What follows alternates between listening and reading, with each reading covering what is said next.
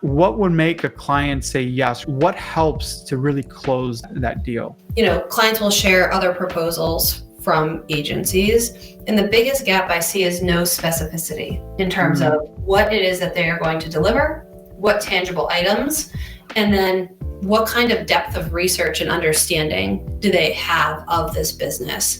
And so they end up being really generic and fluffy, the 10,000 foot view of like, we can do social and we can do SEO and we can do these things, but not actually like specific to them. And so I think that human connection of like, I took the time to review and do the work ahead and prep so that we can talk about something that's actually impactful, I think is a big piece of how to get that faster close rate.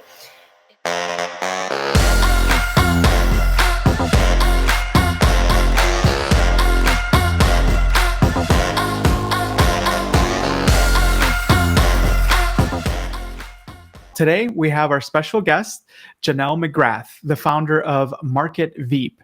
And Jennelle started Market Veep out of a passion for helping businesses reach a broader market, get more leads, and improve their sales and marketing alignment. And today, we're going to discuss her story and some key learnings of her business journey. So let's go ahead and bring her in. And here we are. Awesome. Thank you. Hey, Jennelle, how are you? Good. Thank you. Appreciate you having me on. Super excited to be here. Yeah. Likewise. No, I'm so happy that you had an opportunity to respond to the invitation to be part of the Solopreneur Grit podcast. And I know as we've spoken, your background is really interesting, especially when it comes to being somebody that started as an independent business owner and now has developed and grown her business and scaled her business. And so before we dive into that, though, let's get a chance for our listeners and viewers to hear more about your story. So can you tell me a little bit about who Jennelle is and where you're at now? Yeah, thank you. So when I first started, I started my first business when I was 18 in college, and I had that business for about 15 years, and it was a really transient business. It was a fitness business, and just by nature, it has a lot of shifts in it. And so at 15 years, I said, I think I need a change. I'm really, really unhappy, and just had a heart-to-heart with myself and was like, this, isn't going to work out. And so I said, I'm sure that the reason why I'm so unhappy is really employees. And it's funny now because we have won a bunch of awards for best workplaces. We're certified, Inc. winner, like all of these things that are about culture and people. But where I started from was not in that mindset. And so I did that I made that transition and became a solopreneur. I said, I just want to work for myself. And I did that for about a year.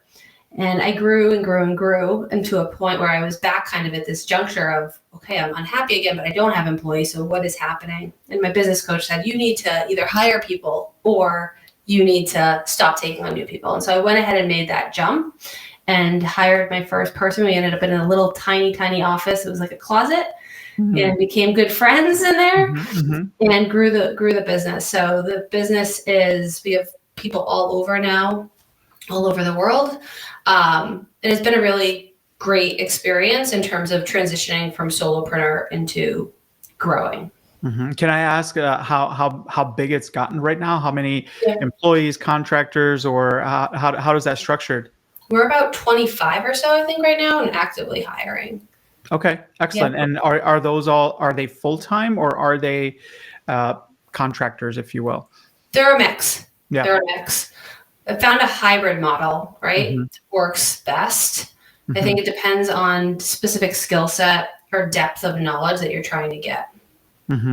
Yeah, that's great. Yeah, I know one of the many feedbacks that I've seen both in the Solo Grit community and in other conversations that I had with leadership solopreneurs, it's, making that leap. Sometimes they'll tend to say, okay, I don't want to deal with W-2. I don't want to deal with payroll. So, they'll hire the contractors and then go into a full-time kind of, we'll call it a W-2 model.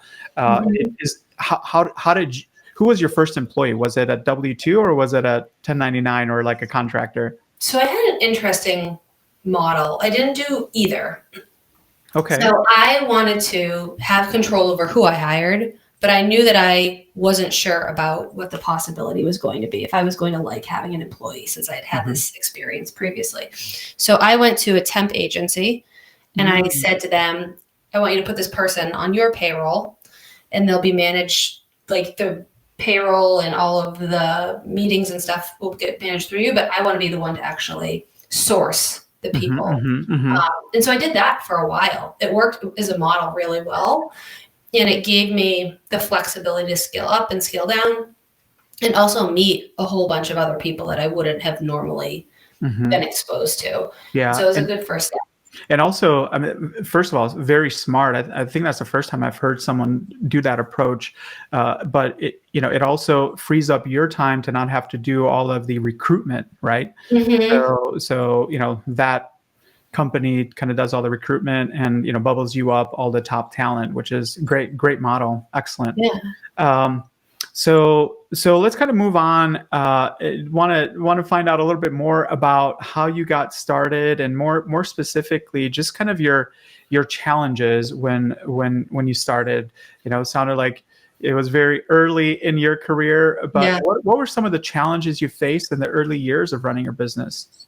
I think in those early days, I was so young, I didn't know what I didn't know. And I didn't think that there was community, what I know now. Like, I think that having that exposure to, whether that be a business coach or roundtables or even like LinkedIn groups, and having that support system, I think is something that was really lacking. So in the early days, there were a lot of landmines and surprises all the time. And as time went on, you start intermingling with other people and really hearing their stories, it becomes less lonely, I think, is some of the biggest takeaways.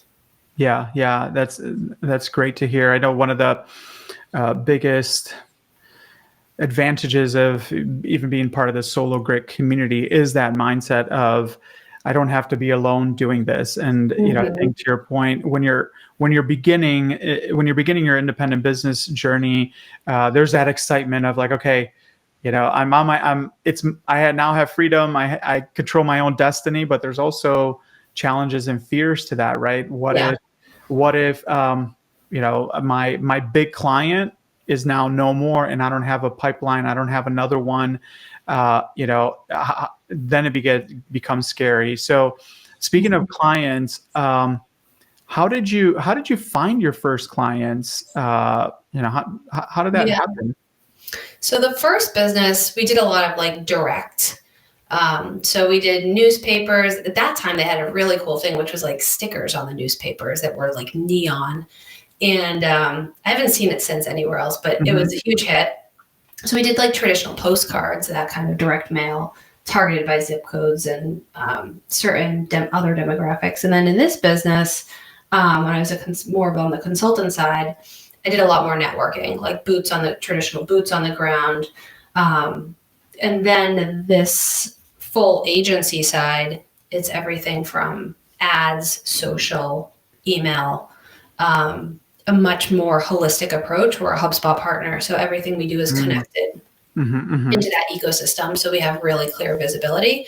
So much more omni-channel than the early days, for sure. That's great. Yeah. And, I think the solution side or the services side of a leadership solopreneur is something that they come into their business, if you will, many people knowing, like, either I've been a finance person, or a CFO, and I'm going to do that. I was a marketing person and I want to be a head of marketing, and so their solutions are some come in knowing what those are, others don't. But I think where the real challenge is just finding that client, finding that that first client, or how do you position yourself for that? And so I think that the follow-up question is, did that first client come to you, or how long did it take to get that first client?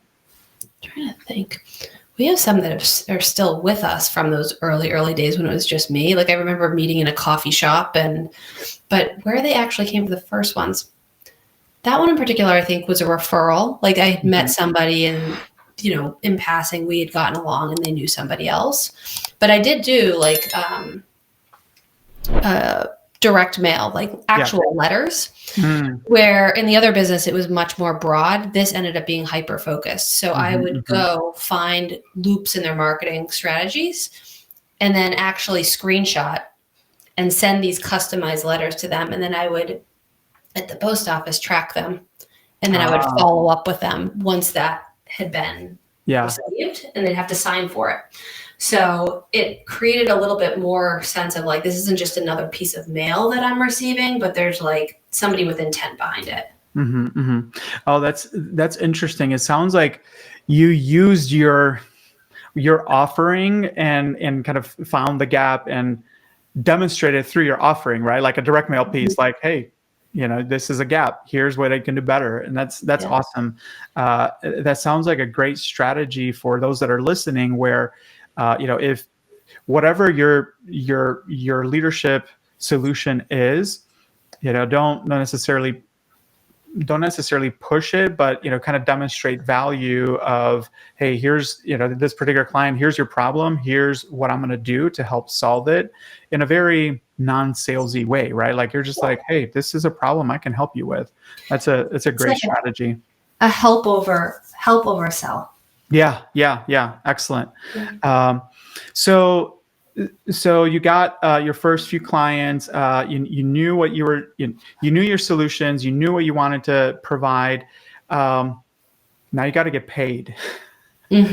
How did you begin pricing what you do? Let's say, and I know early days it's probably a while ago, but kind of where you're at and how you price and structure what you do to be able to be helpful for those that are listening.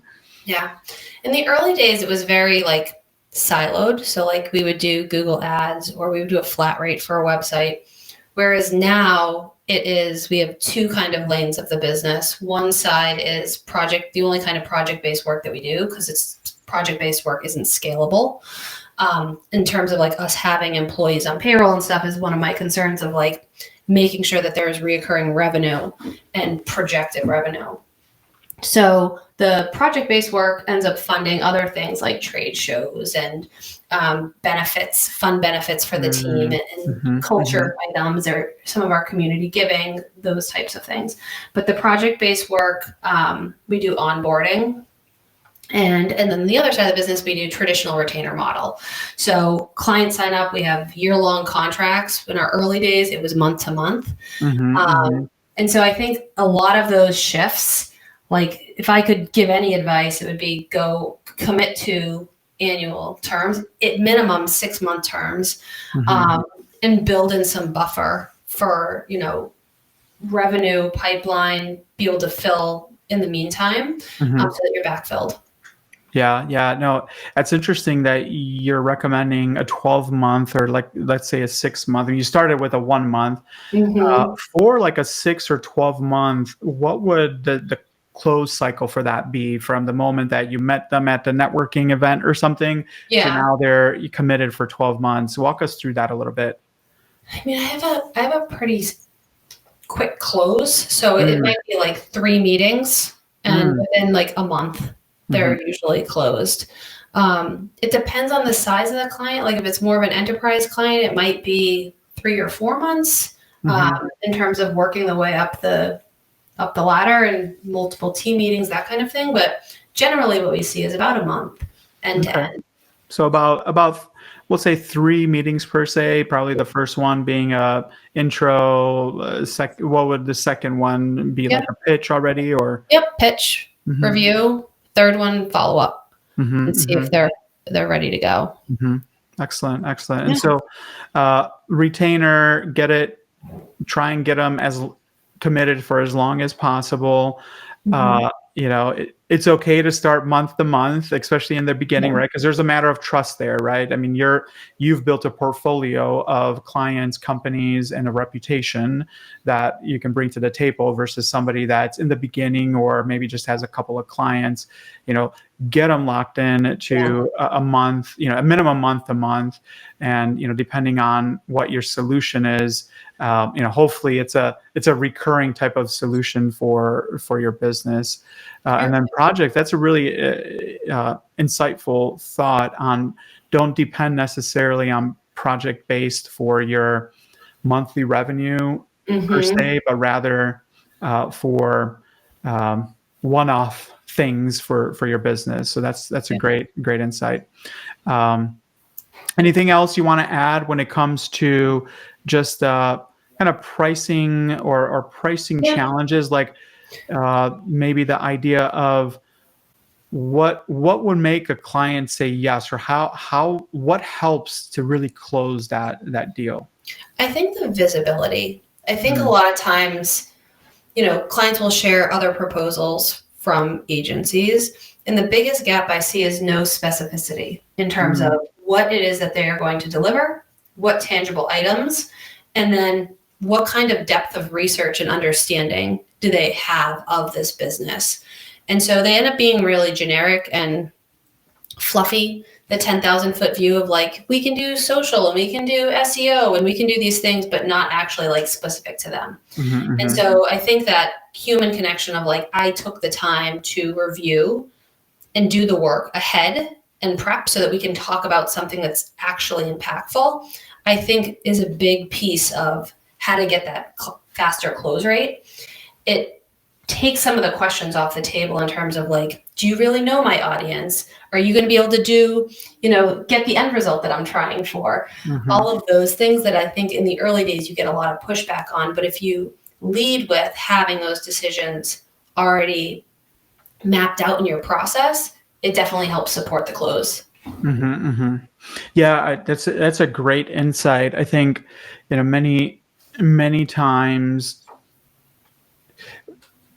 as like independent business owners, you want to juggle between giving away too much of your sauce versus not enough. And, at least to your point of like, hey, here's some specific deliverables that you'll get at the end of the month or on a monthly basis.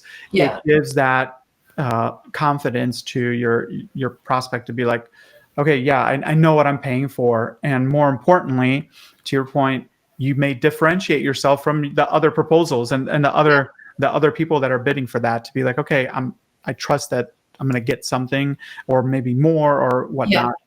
That's a great insight. I think too, like the idea of like giving away too much, like there was a point where I was worried, like they're going to steal the secret sauce. And at this stage, I think the more that you can give, the likelihood that once they see under the hood of like, this is actually a lot of work, like this is a huge effort to actually connect these dots and I need help to do these things, it just creates a better partnership and better relationship instead of not giving full visibility. So I prefer to share all the stuff right up front.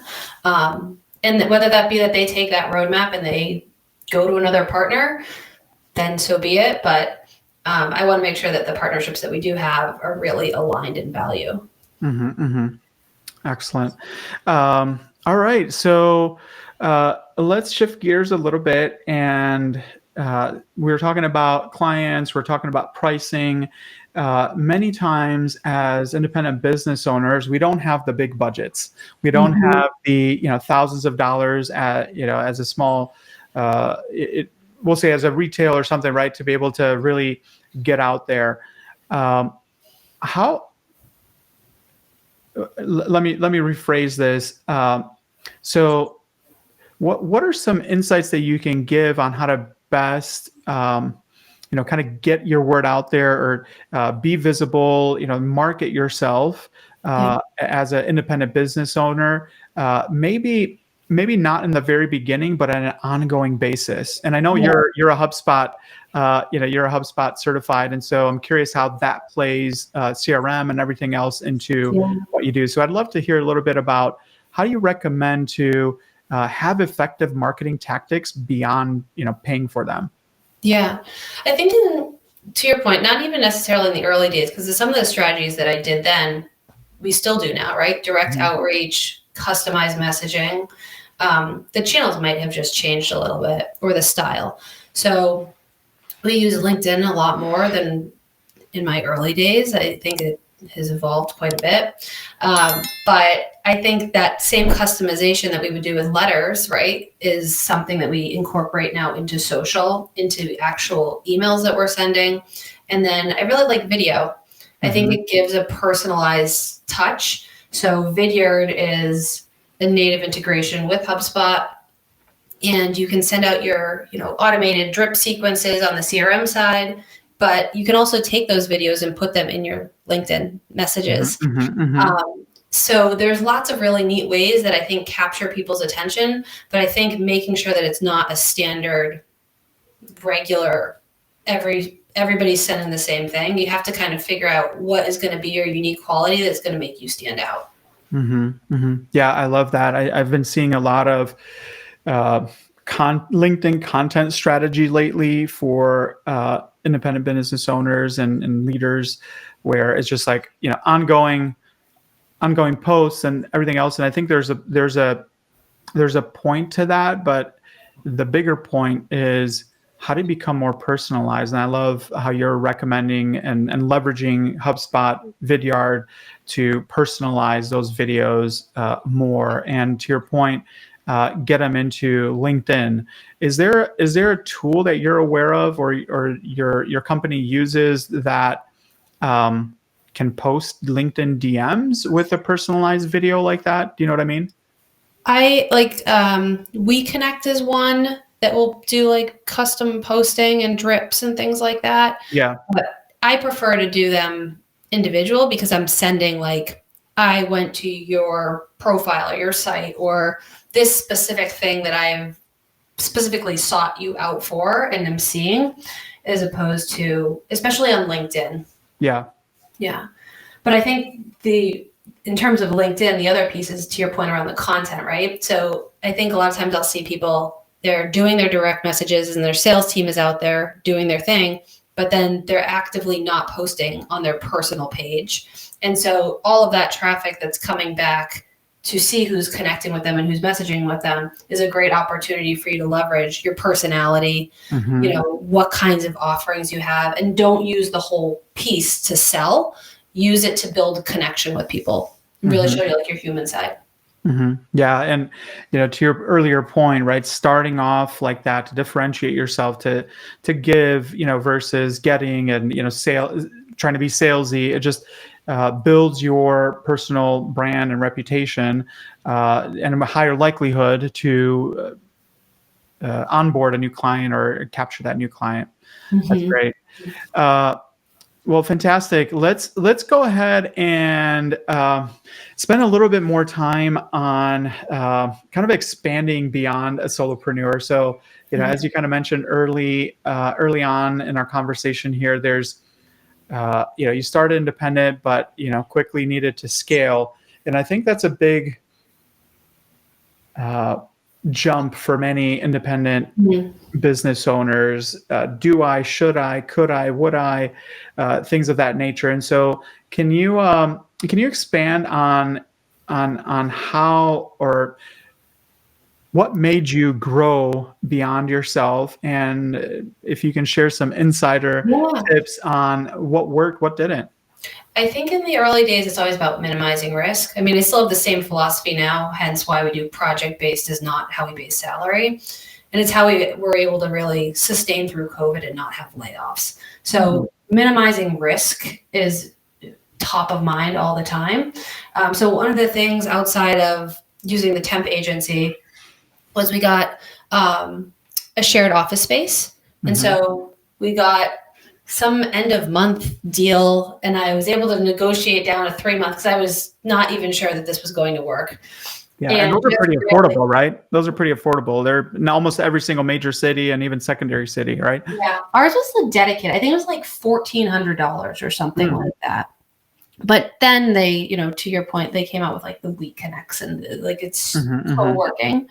But we had a dedicated space because clients would occasionally want to meet in person back then. And then what we did was, as we grew team members, we kept adding additional offices.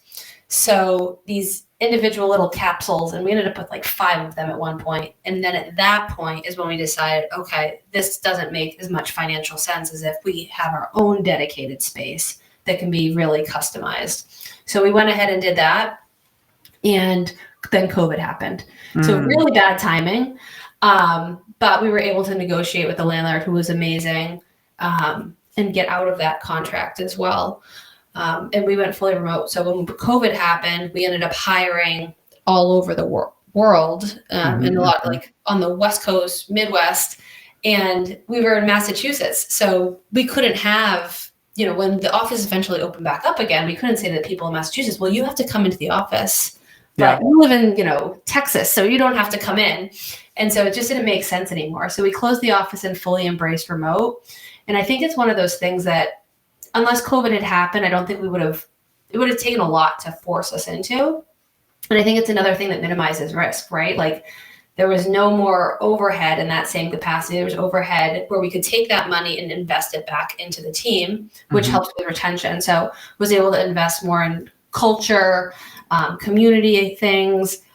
We eventually do 401k matching and built out all of these programs as time went on, but really did it in increments as you grew, just not all at once. So really trying to minimize risk. Yeah. Excellent. Yeah. And you're talking about 401k matching, everything else. Did you have a business coach that helped you kind of understand what you needed to do to scale, right? Because it's one thing to do, have your, accountant, et cetera, but it's a whole other level to expand beyond that, right? Benefits, culture, things like that.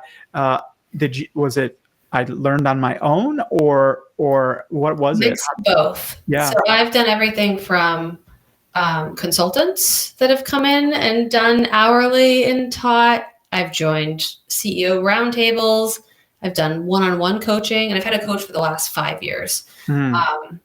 But I think, and then also just finding vendors who are like value matched. So like our accountant is awesome, our bookkeepers, one will refer to the next, and really making sure you trust those vendors. And if it's not working, cut the cord and move on. Make sure that is set up. Because it is complicated, right? Like I don't think that there's an easy roadmap of when to do a 401k match, when it's less risky, or, we do, we give every week to charity, and how do you structure that in different financial strategies as well to help taxes and all of these other things. And so just making sure you're surrounded by people who are really open-minded and can help guide those points. Yeah. It's great. So kind of a mix between, self-learning and kind of coach. And that's interesting as well, where as leadership solopreneurs, many of us are consultants, coaches, advisors to businesses and companies. And it's okay to say, I need a coach for a coach. I need a consultant for a consultant, right? Because like you started as consultant per se, right? Like you consulted or advised on things, and then it grew from there. And so that's really smart. What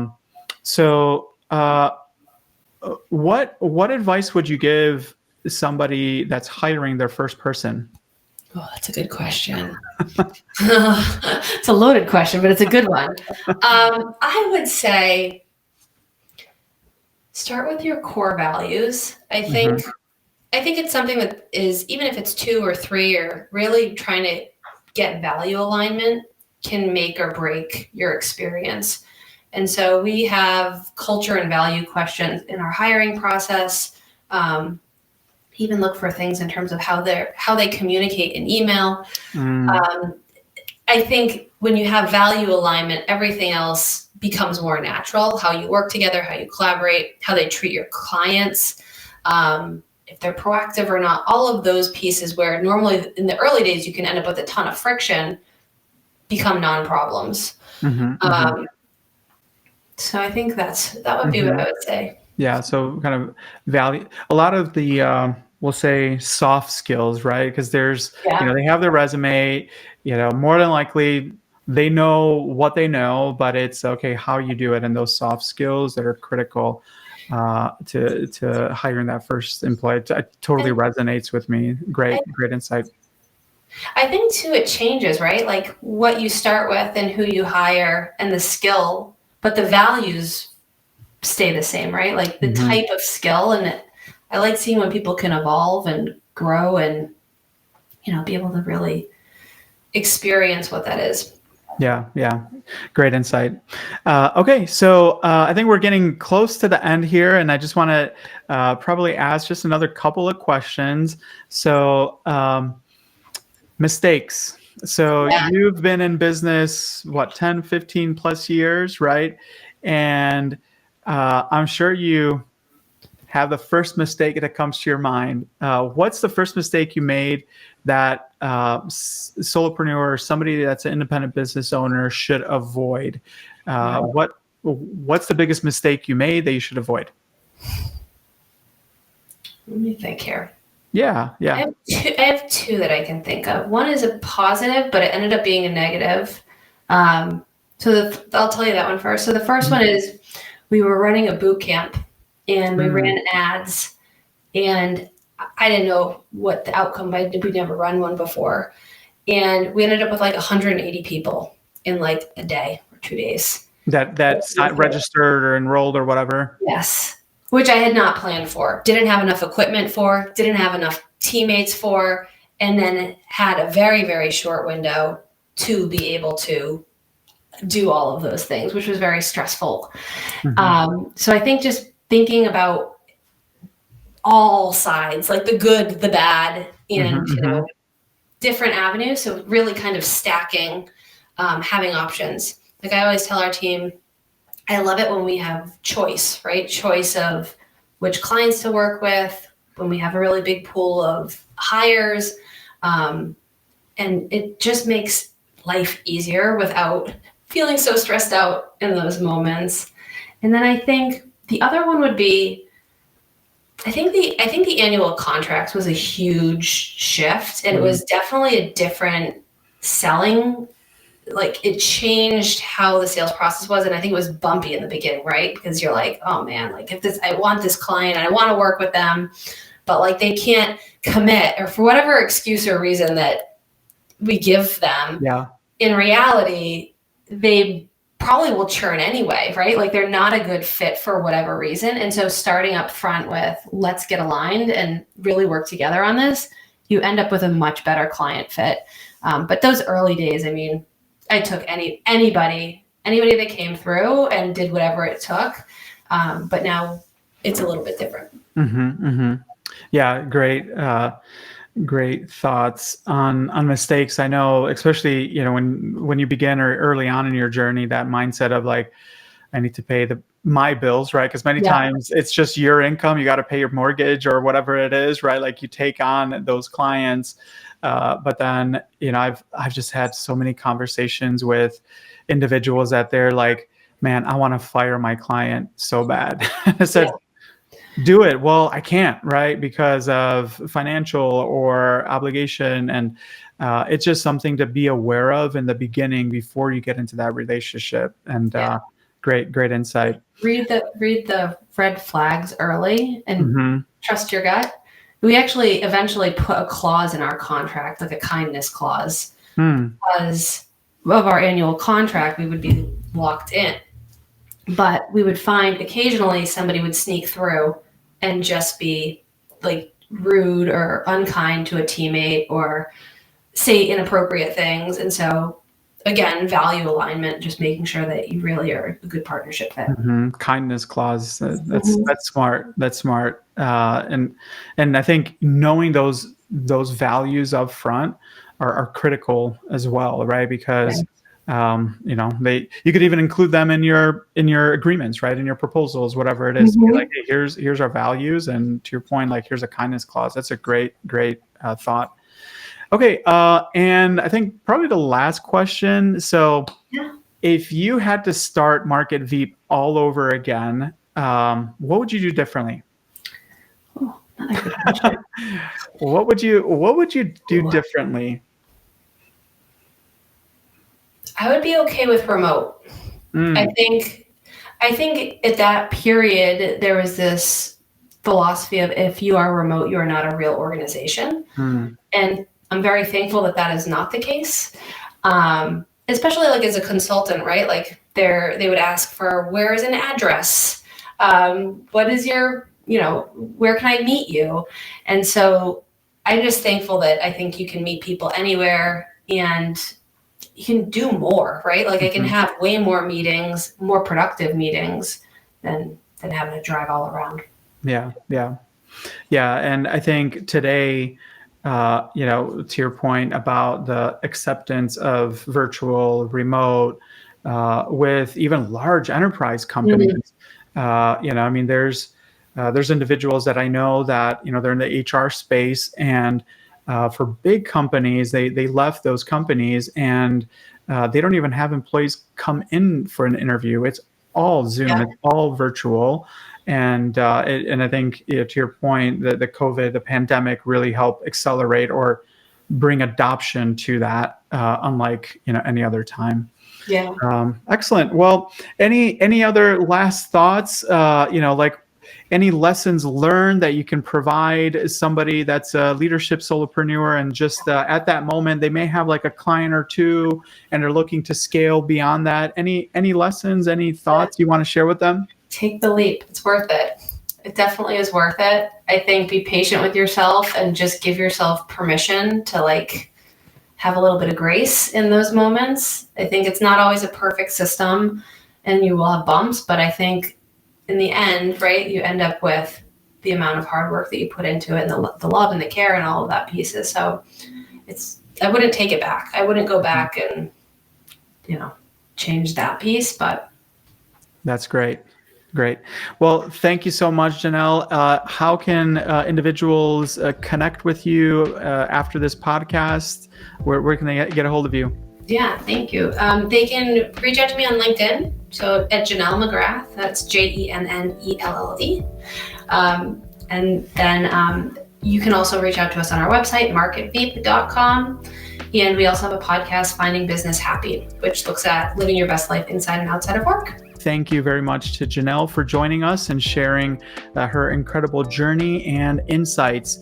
And to our listeners, don't forget to subscribe to the Solopreneur Grit podcast. Check out everything that sologrit.com and the community has for anyone that's a leadership solopreneur, a fractional, a consultant, a coach, advisor, because our mission is to really connect all of us so we can all succeed together with grit. That's growth, resiliency, integrity, and being teachable.